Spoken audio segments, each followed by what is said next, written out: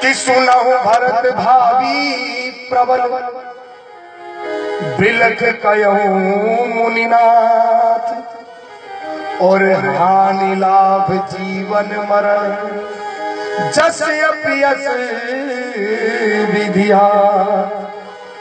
वशिष्ठ जी कहती है, देखो भरत जी, आप लोगों को दुख करने की जरूरत नहीं है, क्योंकि हानि लाभ जन्म और मरण ये सब परमात्मा के वश में है। परमात्मा के अलावा कोई कुछ नहीं कर सकता।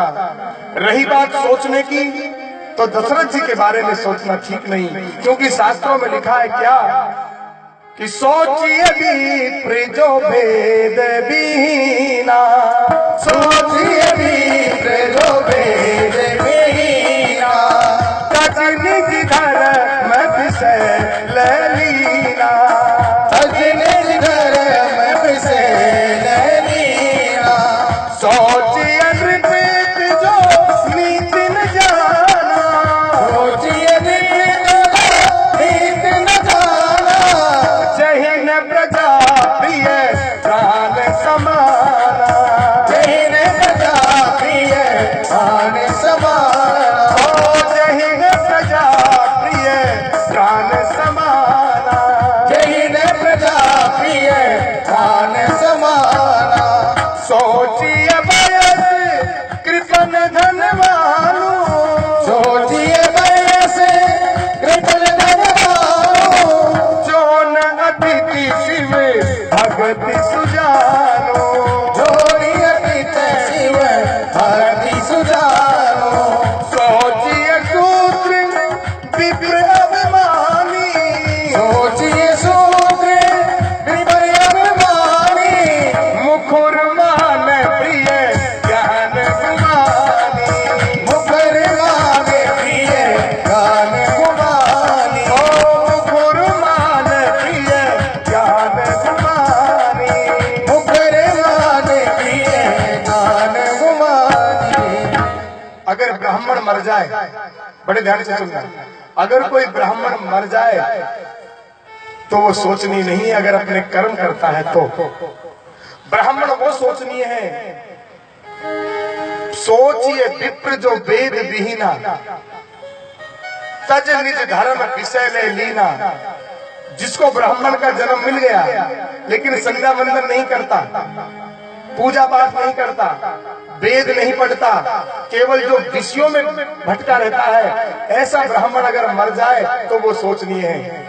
ब्राह्मण के 6 कर्म बताए हैं, दान लेना, दान देना, विद्या अध्ययन करना, विद्या अध्ययन कराना, यज्ञ करना और यज्ञ कराना। जो ये ब्राह्मण 6 कर्म करता है और अगर ऐसा ब्राह्मण मर जाए तो वो ब्राह्मण सोचने नहीं होता, क्योंकि वो तो भगवान के लोक को जाता है।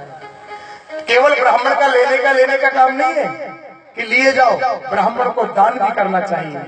और जो ब्राह्मण कर्म करता है, जो वेद पढ़ता है, जो यज्ञ अनुष्ठान करता है, करवाता है, जो नियम संयम से रहता है, अगर ऐसा ब्राह्मण मर जाए तो उसके लिए रोना नहीं चाहिए, क्योंकि वो तो भगवान के पास जाता है। और सोचिए नृपति जो नीति न जाना, जहिन प्रजा प्रिय प्राण समान।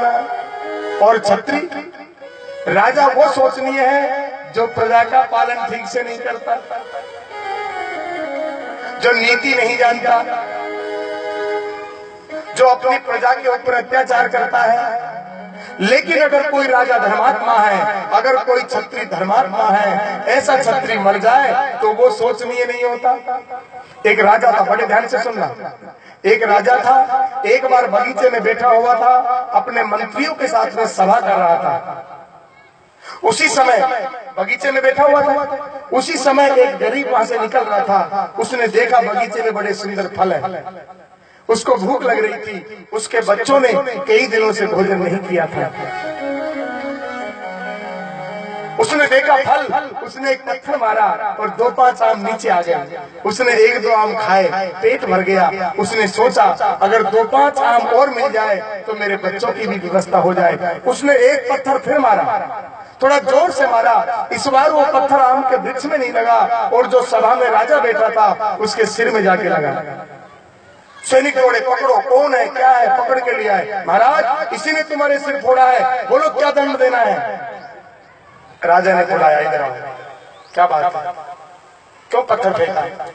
क्षमा करना महाराज, मैं बहुत गरीब हूँ, मेरे घर में 4 दिन से चूल्हा नहीं जला। मैंने वृक्ष फल देखे, मेरा खाने का मन हुआ, मैंने खा लिए, पर मैंने सोचा मेरे बच्चों की व्यवस्था हो जाए। मैंने जानबूझ के आपको नहीं मारा, मैं तो वृक्ष में मार रहा था, थोड़ा तेज लग गया, वो आपके लग गया, मुझे क्षमा करो। इस बात को सुनते ही राजा ने कहा इसको छोड़ दो और मेरे खजाने से इसको 1 वर्ष के भोजन की व्यवस्था कर दो। मंत्रियों ने कहा महाराज ये क्या कर रहे हो, इसने आपका सिर फोड़ा है। लेकिन राजा ने कहा जब एक वृक्ष में इसने पत्थर मारा और उस वृक्ष ने इसको फल दिया, क्या मैं उस वृक्ष से भी गया बीता हूं? क्या मैं उस वृक्ष से भी गया बीता हूं? इसलिए इसको मेरे खजाने से 1 वर्ष की भोजन व्यवस्था और इसका जो भी खर्चा है वो दिया जाए। ऐसा राजा अगर मर जाए तो ऐसा राजा